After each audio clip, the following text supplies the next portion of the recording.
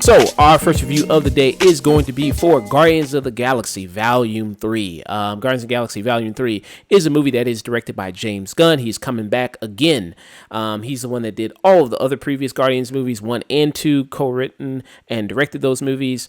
And back again, he returns. And this is more of a Rocket Raccoon story than it is anything else. Here we are learning more about Rocket's history, where he comes from, what happened to him. It got hinted before in the past that he got experimented on, and kind of what made him into what he is.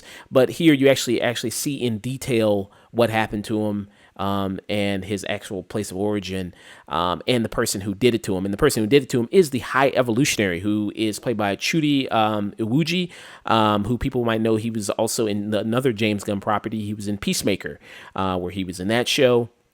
And he already is pretty much a despicable guy, because it's kind of easy when you have a villain in this movie, particularly in this movie, who tortures and kills small animals as well as children. So pretty much right off the gate, you pretty much hate him and is despicable just from that.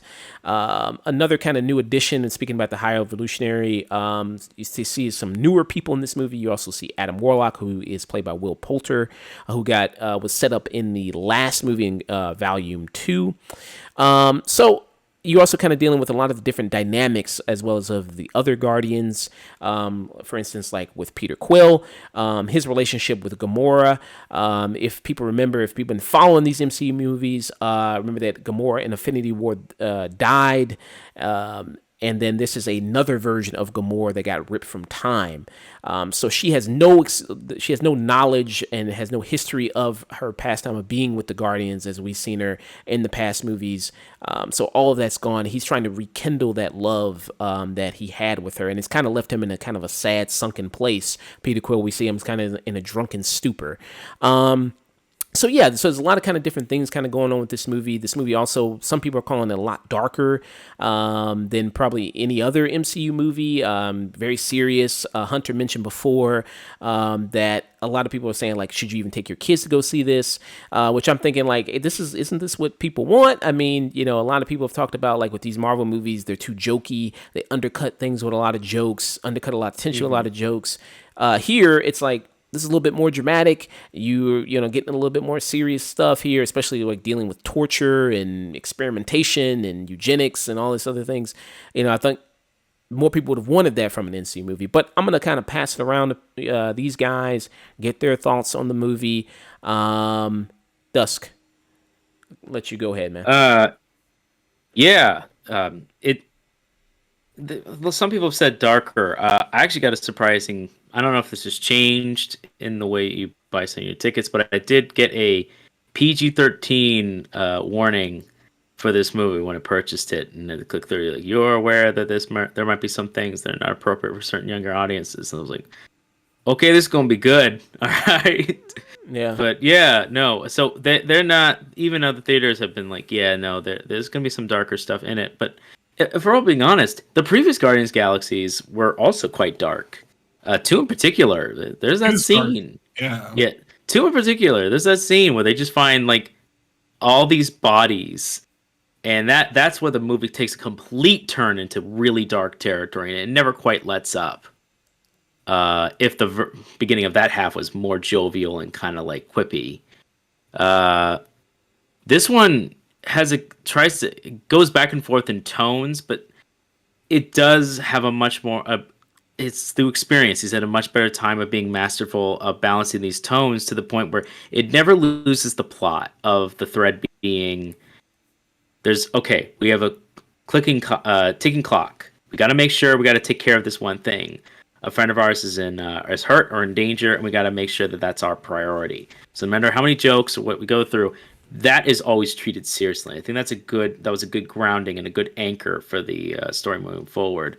I think everybody does a good job acting wise. Everyone's like on point. I'm actually so glad that after seeing movies like Thor and the way they've treated his character to the point where he's just completely unrecognizable and not even just completely unrecognizable. At least everyone is consistent with their characters. Peter Quill still is charming, still very competent, and that makes it much more odd when characters are incompetent in situations or are not as competent, and that's when you start seeing some of the flaws here and there in some of the in the story. But regardless of that, I will say the actor who plays the High Visionary, fantastic job. Really enjoyed him. I remember reading that he tried to play it with a Dr. Moreau in space. Nails that character as this bad genius with a god complex and wants to create something perfect. And he really is just a complete despicable character. But the ones I kind of missed where it's very Shakespearean despicable, where there's not much of a redeeming quality of this character. There's depth, but that doesn't justify the horrible things he's done. He doesn't pretend to. And so that allows you to kind of hate this character and build up a hatred through other characters as you see his actions, which leads the story along to getting this item to help one of the characters and keeping bumping into him. So I did enjoy that much. Now I'm going to pass it to Hunter because I am curious to what he has to say about some of the new characters added and some of the comic perspectives on that measure. I know a little, but I'd like to see what he thinks about this story overall and what they've added. Yeah, so like the big character that they add is Adam Warlock, who they went ahead and they teased at the end of in the mid or post, I can't remember. I think it was the mid scene, of Guardians of the Galaxy Volume 2. So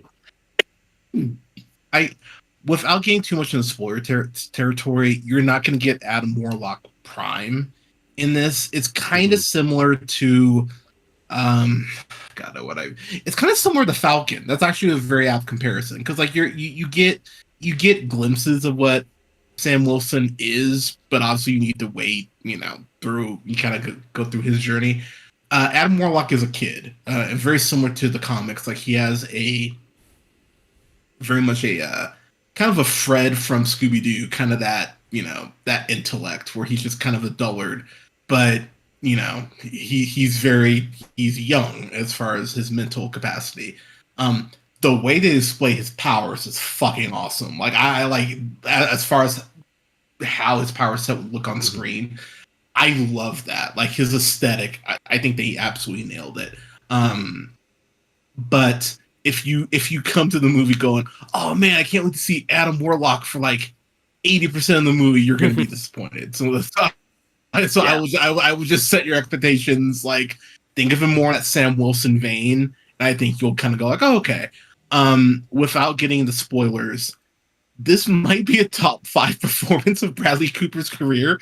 Like I'm sitting down last night thinking about it. I'm like, okay, so like Limitless, because Limitless rules. God, Limitless rules. Silver Linings. Oh my God, why the fuck am I blanking on the Lady Gaga movie? A Star is Born. Christ. Star is Born. Thank you. God damn, I own the movie. I could not think of it. Star is Born. It's been a long day, kids. So Star is Born. But yeah, this is like in like Nightmare Alley, because Nightmare Alley fucking rules. Yeah, this might be a top 5 performance from Cooper. He's kind of incredible in this because he really is the lead. Chris Pratt gets the spot on the poster, but this is really starring Bradley Cooper, and the flashbacks to Rocket. The shit is dark, y'all. Like it's dark as fuck, and I talked about it on part 1 how watching Wakanda Forever, that's one of my favorite / least favorite theater experiences, just because that audience knew what they were getting into, and we were all kind of bonding our grief there for that almost 3 hours, just like, oh fuck. And watching it with this audience, watching Volume 3, you just there was just something different just sitting there. My partner and I at multiple points were crying. We definitely came home and hugged our cats very tight after watching this. If you have a pet, you're gonna hug your pet very, very closely after watching this shit.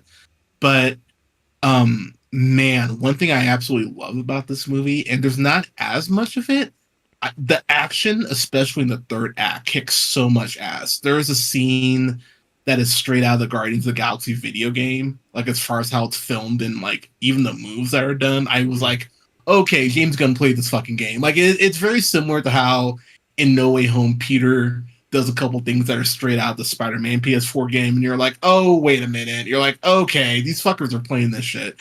Um, Gunn knows how to work that camera, and one thing that I've really loved about these Guardians films is watching James Gunn grow more confident as a director.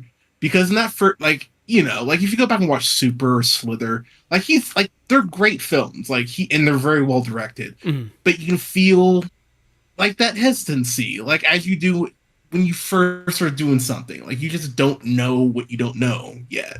And so Gunn kind of, you know, he improves a little bit each film, and he's in his bag in this movie. He's kind of showing off. And you know what? Go ahead, James. And there's some commentary on people who think they know better than everyone else that, and I actually love this, that feels like a dig at Marvel Studios for how they fired him for 4 or 5 months or how long the fuck that was. It feels like Gunn's working through some shit too, and I actually appreciate that. I'm like, dude, like, go ahead, man. Like, this is your finale. You've earned this shit.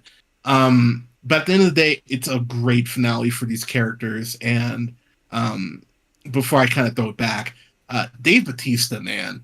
I remember people laughed at his ass when he quit wrestling, and there's just like, you're gonna be nothing after this. Like, you're gonna be back doing Batista bombs in the air. And goddamn, man, he between this and like Knock at the Cabin and Stuber, even like doing the comedy, he's a great fucking actor. He really is, and I'm happy for him. And to see how he's grown with this character, yeah, this is great stuff. Great stuff. Yeah. Yeah, to talk about your point with Adam Warlock, yeah, if you're expecting a lot of him, you're not going to get it in this movie. You know, you could almost take him out of the movie entirely, and I don't think you're going to be missing much if you do. Not to say he's bad. I like Will Poulter. I like him as an actor, and I want to see more of him in the role. I just don't think he just kind of felt kind of thrown in here because, like, well, we set him up in the last movie. And shame for him because it's like this dude, he did all this working out, he trained, he went on the MCU workout plan, and he barely gets to take his shirt off. He only gets to take his shirt off once in the whole thing. He has his shirt off. I mean, if that was me, I'd been like, man, I'm getting a mandatory 3 shirtless scenes in this movie. Like, I'm not doing all this work. I'm not eating chicken and rice and potatoes and broccoli for, what I mean, all this time, and I'm not taking my shirt off. I'm taking my shirt off. Fuck that. But yeah, I feel like, there's just not there's really no point for him to be here. With, talking about his character, I do feel like the humor with his character is like the humor in a lot of the movie where it's just kind of like he's dumb. I feel like the Drax is dumb, Mantis is dumb. I feel like there's a lot of that and other people calling them dumb, or calling them morons or anything like that. I feel like that's a lot of it. That's quite a bit of the humor in here that kind of is in the movie, which is kind of a complaint of mine. I wish they kind of varied some of the different humor here.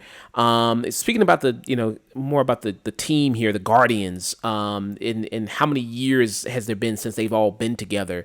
The way they kind of just go back and forth at each other is really good.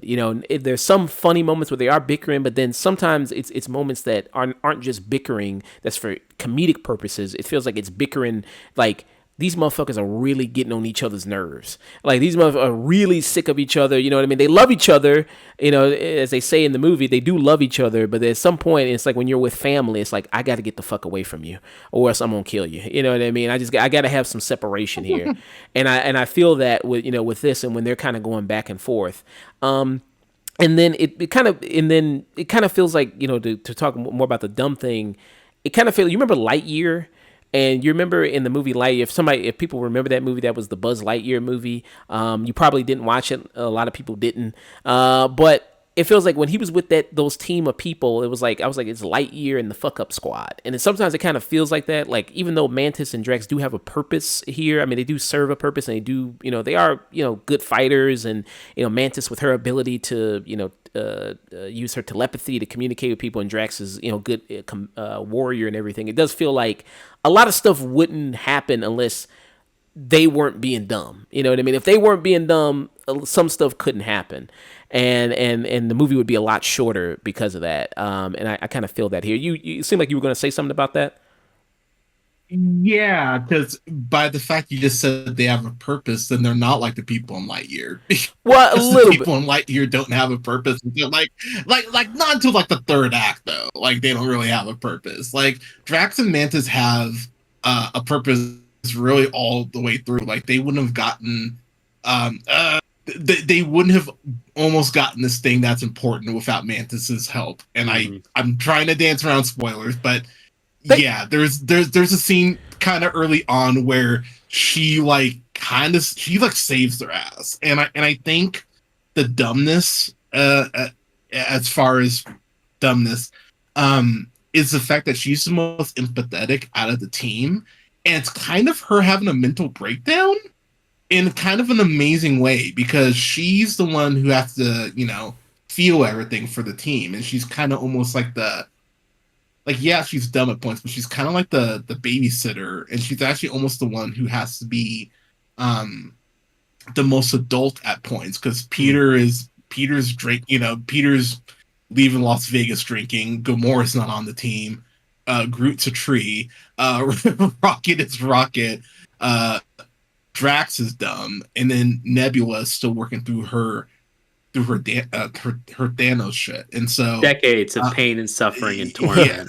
Which, to be fair, I mean the bit that we saw of her getting tortured, like okay, if you multiply that out by like a year, let alone 10 or 15, it's like okay, fair enough. That would take you a couple movies to try and move past. But Mantis is the one who's feeling everyone else's shit. So I don't really think she's dumb. I think she's just tired, and there's just a point where she even snaps at Nebula like, stop just short of saying bitch who do you think you are. And I was like, yeah, she's actually not wrong on this point, because you all kind of just dump your shit. She's that friend where they don't ask to talk about their bullshit with you, but you're allowed to dump your bullshit on them. Like that's who Mantis is in the group at a point. She just can't take it anymore with some of the stuff that's going on. So I don't think it's necessarily dumb. I kind of get what you're saying, but it never came across as dumb to me. It came across to the fact that she's just trying to manage everyone else's feelings while kind of pushing hers down. That's a good point. That's a good point. Another kind of complaint I had about it was the High Evolutionary. A little bit. I love his role. Like I said, it's easy to hate him. It's easy for him to be despicable. Like I said before, you might not want to get him confused with another screaming black man who's all in purple who can move things with his mind, what we just had in the last movie with Kang. But I do think he kind of comes in and simple kind of guy. He wants to take over, make the world in his image. How many times have we seen this before? They even call it out in the movie. These Guardians movies have always had a good thing about calling out a lot of these villains and their simple kind of premises. Ronan the Accuser was all about, hey, I just want to take over the world, and they do fun with that stuff. So I think he's very good in that, even in his kind of simple kind of premise there, and as much as he's yelling and kind of screaming. But I still did kind of love his performance. I'm going to toss it back to Dus to get some of his further thoughts here. Dus. Yeah. No, I definitely see where your complaints are coming through, and I kind of have similar feelings as well. The plot overall is we got to get to a certain point here, and that helps ground it. But there are a lot of moments where some of it's just like, all right, you don't have to keep calling each other dumb, but it does feel like this team has been through a lot, and it does at least it does notice that, yeah, these guys have been through a lot. Peter Quill's been through a lot. Nebula's been through a lot. Mantis has just been getting shit on since she was introduced in Guardians 2, and she's just put up with it because, well, why wouldn't she? That's all she's ever known. Yeah. So she's just put up with whatever it took because she just wants to keep things together and be seen. And actually, out of all of them, Peter's like the nicest to her overall. Yeah, by far. And that does by far. He treats her like an actual person, and that's why they have a good dynamic. And he is one of the very few that does listen to her, but he does, like Peter, get stuck in his own head. But he doesn't outright ignore her like she sometimes, like the other characters just dismiss her. No, the movie is good about this. At least I enjoyed the themes, at least of the movie, discussing that. Don't just dismiss everybody. Everybody's kind of going through other things, and they may not be talking about it. Mm-hmm. But there's a good scene later, without spoiling anything, that someone asks another character, well, how come you didn't just tell us? It's like, you never ask. You just assume. And it's like, that's ultimately the theme of this movie, is just like try to ask.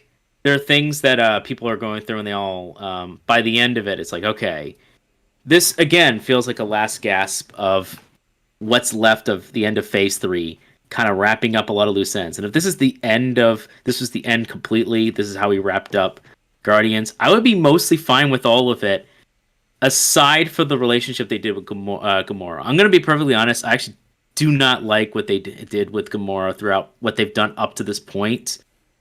I thought you build up like 2.5 to 3 movies of their relationship, do a good job at it, and then you fridge her character, and then push a reset button, and then just went, all right, and then we're going to try and deal with that, and never quite resolve it by the end of this. It's quote-unquote resolved, but it's not as satisfying as I was hoping for it to be. And that's just something I felt that's a disappointment, especially with how much they had done with their characters beforehand. The way it ends is kind of a little unsatisfactory compared to everything else. The High Evolutionary, while I do also like him as a bad guy and he does it really well, it does tie him back to the Marvel thing of, you gotta stop a bad guy from doing a bad thing to do something really godlike. And oh my goodness, he's not too layered. He's not horribly layered in his approach, which, to be fair, in the comics is not really that much. I was about to say, like that's really like I'm not gonna dog on it, because to be fair, but yeah, I think all the side characters are fun too. I like Cosmo. I like the extra characters they introduced. I like the arc with James. You know, I did appreciate it. I'll say this: James Gunn's brother being through all these movies has been like through a roller coaster of both being a okay actor and actually having a character arc. Is probably one of the most biggest surprises.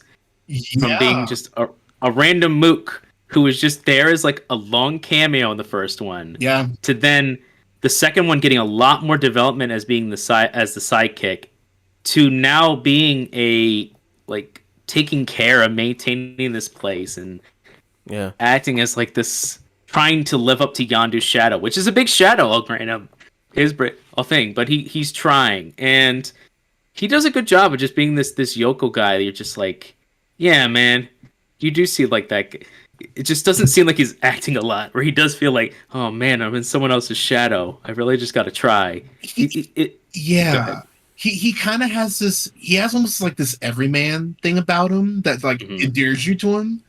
Like, he's got like the beer gut, and he's just like, even though he's really skinny, he has that beer gut along with it, and he's just like, he has the long johns, and he's just like, oh, whatever you say, Peter.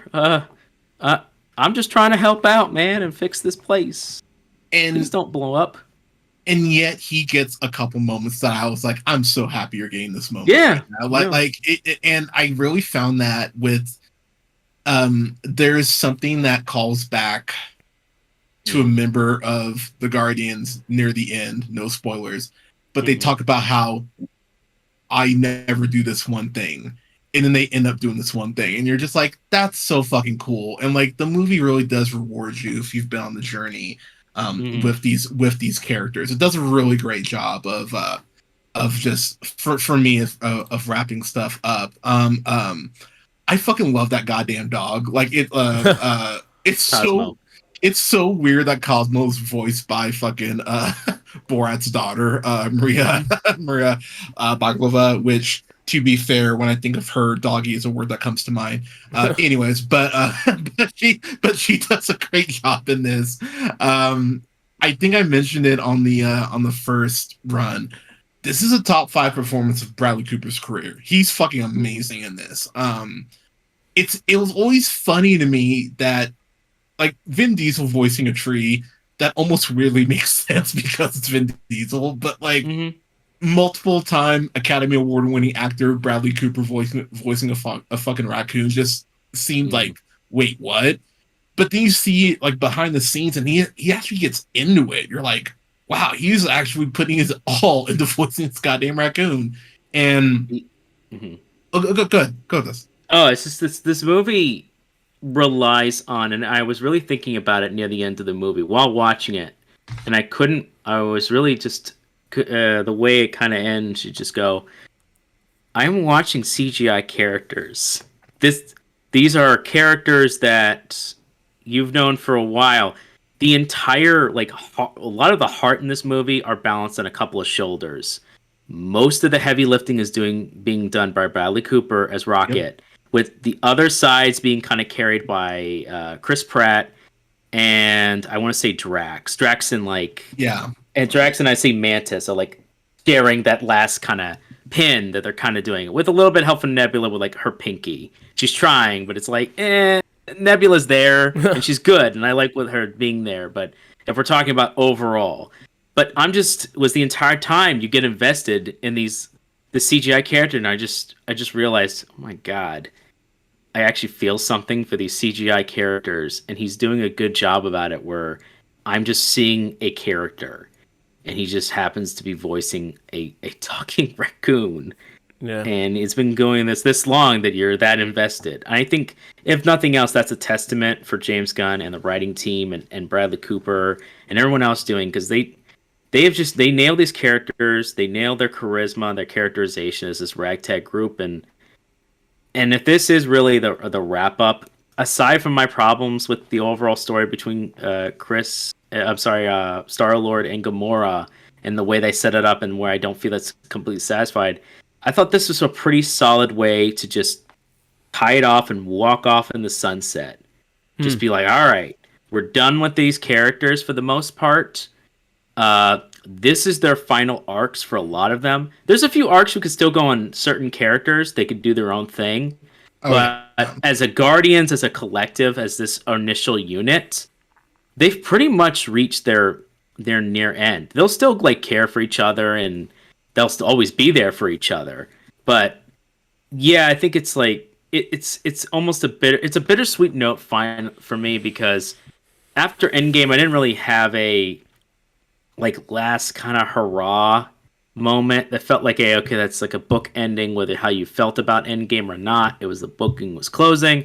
This felt like an author for that book saw how popular their work was, and it did like one last short story to wrap things up as like a tying loose end, and sent that in, and you get to read one last thing and be like, okay, all right, I'm satisfied for the most part, and that's just the way it is, and I'm okay with it. The movie's not perfect. It has pacing problems for certain things. Some of the tone's not always great, which happens when you're balancing so many different tones. And I don't know whether I'd love this more than the previous Guardians movies, but I think they did a solid job just nailing the characters and nailing the landing in the beginning. And I think the way they end up is a fine enough place to just kind of, you're like, yeah, okay, we're all right. It's like a John Rambo 4 ending, where it's just walking off to go to a building, and you don't need to know how that answer goes. You're like, he's making that walk, and that's it. I don't need to see much more. Yeah. This coming in phase 5, there's a lot of people with the MCU now that's just like, I'm done, I'm over it. After Endgame, there's kind of just nothing for me left. And there's only a few things that I've really liked post Endgame that much. Movie wise, I think it's just, for me, it's this and then Wakanda Forever. And I did really enjoy this. I know I had some earlier complaints on this, but speak about the positives of it. Again, love the chemistry between the Guardians, the side characters in this as well. Like you mentioned Cosmo, you mentioned Sean Gunn, who's in this. Very good. I think they all work really well together. A lot of great stuff with them. The direction and writing from James Gunn, again, tends to be a great star in a lot of his movies as well. His vision for the soundtrack. The soundtrack was fantastic. The soundtrack was very good in this. You had a lot of different songs from all the different decades, 70s, 80s, some 2000s, you had a lot of different 90s, 2000s. A lot of different variety here. I will say the soundtrack isn't as integral to the part of the movie, I would say, as 1 or 2, where 1 and 2, like the music really had a place in the story. Here, I think there's some needle drops that's kind of like, okay, we're just kind of just doing needle drops, really. James Gunn does reach into his bag of tricks when it comes to, we've seen him do now multiple team up movies with the Guardians movies, and then he went over to DC, did the Suicide Squad. We've seen him kind of do this now where it's like the slow motion team is walking in a direction. We've kind of seen that before from him, so he reaches into his bag of tricks there. It works. Yeah, I mean, hey, if it's broken, don't fix it. And speaking of kind of bag of tricks, it's like now that Guardians, I mean, it's been 9 years essentially since the first one. It feels like every MCU movie has tried to be Guardians since then. I mean, humor was always a thing with the MCU movies, but after Guardians, it felt like they tried to really interject that into a lot of their stuff. It wasn't as much. I've actually seen some of the older ones just to check. It wasn't as nauseating, the amount of jokes. The humor was more came from the environment and good character moments to breathe levity. It wasn't really until Guardians that they went, oh, joke a minute here, joke there, and tried to emulate that over and over again, and it just kept doing it to the point now where it was more comedy than what it was before. So, emulating, but not quite. Yeah, and then we've had, now with the Thor movies, with Thor, it's just turned into straight comedy, space comedies, because like when Guardians came out, it felt fresh, you know what I mean? It's like, they're all the way in space, it's this comedy, it's this kind of thing, it felt kind of fresh. Now it's kind of like, it doesn't feel as fresh, and I don't think it's as good as the first one. I do think it's better than the second one.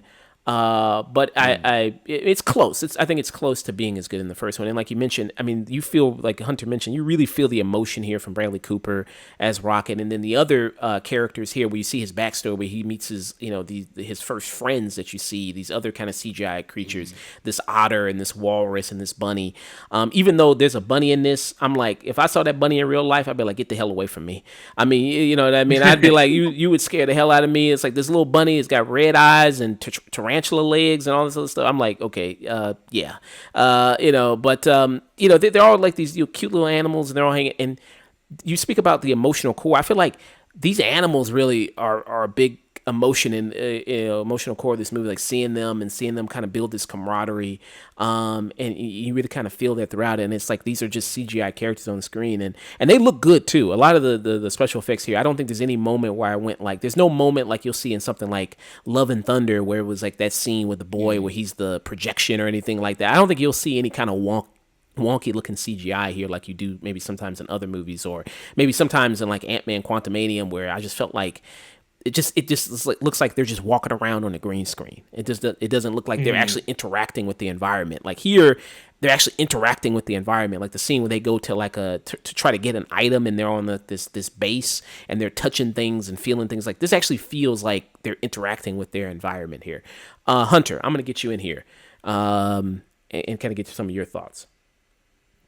Yeah, I'm just looking through Phase 4. Phase 4 is just like the most, and look, I've come on, I've had this discussion, and I'm just gonna keep it short. I've dug most of Phase 4. It definitely there's been some misses. I'll be the first to admit. Rewatching Love and Thunder, while I still enjoy it, I don't enjoy it as much as I did on my initial watch. I can admit that. I rewatched Ant-Man. I rewatched Quantumania. I still really dig that. But I will agree with you. There are definitely, I think most of the effects work for me, but there are definitely some points where I go, oh, this is looking a little too much like Land of the Lost. But there's definitely it's very similar to Wakanda Forever, where I think it just looks so immersive in a way that I don't think Love and Thunder and Quantumania always do. Um, James Gunn has just grown. He's grown as a director with these movies.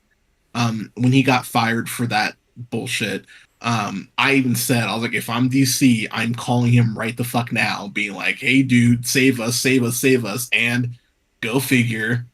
Uh, that's exactly what happened. I mean, and I can't wait to see what he does with Superman. Maybe Superman will actually save someone. That'd be cool. But I really, dude, it can't be worse than Man of Steel or BVS, man. Like it cannot be worse. But never suggest that anything could be not worse. Dude, it won't be, man. He'll be fine. But I don't know. I was really happy to see how this ended up.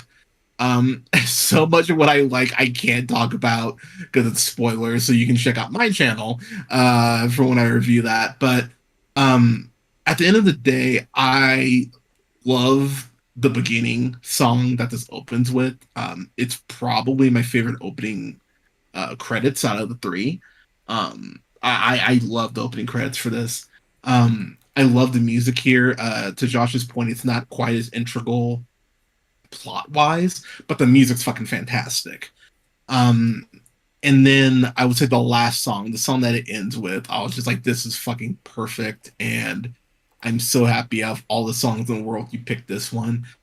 Gunn knows his music. He knows what he's doing. But this is a really fitting end to this version, this roster of the Guardians. Would just like to remind you, people who aren't nerds, there are multiple Guardians of the Galaxy teams, including one that has Ant-Man on it and Hercules. Just throwing that out there now. But I'm really excited for people to see this. You're gonna have your heart broken, and that's okay. Like it's okay. It's okay to hurt. It's okay to feel. But I was really happy to see how these characters kind of wrapped up their arcs while leaving some arcs sort of unfinished for characters that do make it through this. Are we doing great? Or Yep, you can give your final rating. okay, yeah, this is actually, what am I talking about? This is cinema for me. I love this movie. I still don't know if I love it more in Volume 2, because I still remember when Ego says, like, it killed me to put that tumor in your mother's head. I remember hearing a pin drop. I was like, Jesus fucking Christ. And the second one just hits this space for me that I'm gonna have to rewatch this to see if I like it more in Volume 2. But this is like Captain America trilogy's right here for me, because I love the Cap trilogy.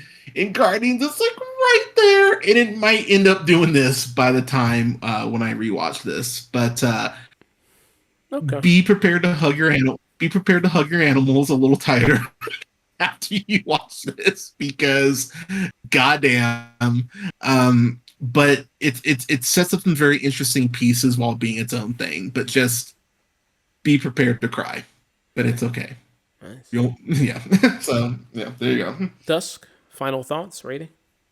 And with final regards to the music, I do think there actually is a theme in this about music. It's just more subtle than the others. Music is all over this movie.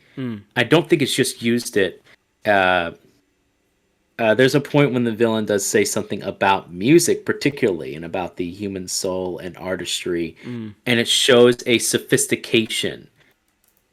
So, in that sense, and even by the way the movie ends, music is used to uplift people and to remind us that music is important. So this one, it does have more of an overall theme rather than a direct to. We've already covered how important music is to Peter Quill in those first two movies. They're integral to him as a person and as the Guardians as a whole.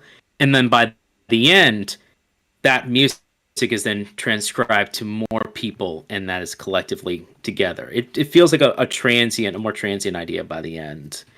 But that being said, yeah, I don't know whether or not I still enjoy the first Guardians. Was genuinely a pleasant surprise.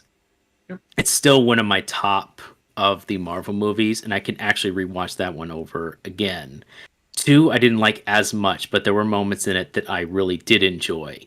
This one, I've only seen it this first time, so I don't know yet, but I have enjoyed it more than I have a lot of other Marvel properties that have come out recently. So I did enjoy seeing all these characters. I did enjoy the music choices. The CGI was actually pretty good. Didn't have a take moment of me being taken out. The emotional core was strong. The writing was pretty solid for the most part, and everyone did a great job with these characters. With that said, I have no choice but to give it a solid tune in. This is a check it out at the movie theaters. This is what seeing an entertaining movie is. I'm sure friends of mine will ask me to see it again, and I can go, yeah, I'll watch it again. I'll watch another Guardians movie. Why not? I've already seen the other ones like 2 times already. I'll watch this one a second time. And I think that's a high praise for a lot of Marvel stuff I've seen. I watch once and I'm like, all right, I'm done. I've seen it. I don't need to see more. This one had more of a heart to it, had more of a passion behind it, and for that reason, I think it elevates it a bit more. Regardless of some of the pacing issues or satisfaction that I felt, I think it is able to set itself as a solid enough viewing to give it a solid tune in. Yeah, I'm kind of right there with it. I'm gonna give it maybe a little bit higher. I'm gonna give it a more stronger tune in maybe than you. Yeah, I really enjoyed this. Like you said, I think it's been pretty a shaky road up and down.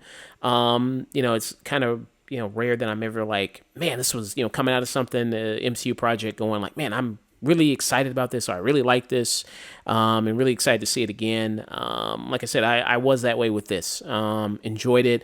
I think it's kind of on par with a little bit of the first movie, and like as everybody mentioned in here, Hunter Dusk, it will hit you in the feels. I mean, you definitely will feel something. I think whether this will turn you around, if you're a person who's like, man, I like the Guardians movies before things maybe went downhill for you. Is this going to be a good finale for me?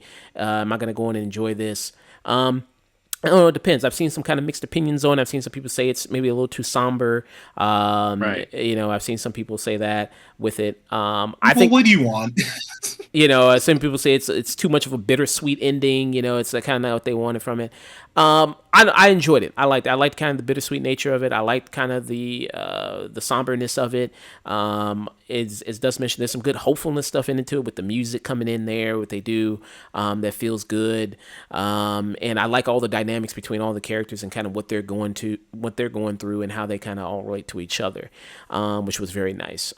So yeah, for me, I would give it a strong tune in. And it's like also, as Hunter mentioned, the action in the movie in this movie also pretty good. There's some really good action scenes too, in it as well.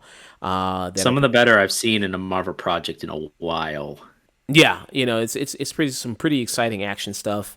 Stuff with Adam Warlock kind of felt like a little bit like Captain Marvel-esque type of stuff. So I wasn't really that interested whenever kind of he showed up doing some action. Right. But I thought the actor himself did a fine job. I actually like the actor, and he does the job well enough. There's just not much for him to do. I will say this though. In the very beginning of the movie, there is a musical introduction to Adam Warlock, and I just want a gif of that, of him just flying in space to that music, just consistently, and just that is the perfect idiom of what the 80s represents. The 80s, like, ridiculous Silver Age, this like Silver Age comic kind of. And I'm like, I want that. Just make a gif of that. And it's kind of awesome because it's enough, like, his look is just enough Silver Age, but like modern Silver Age, like, yeah.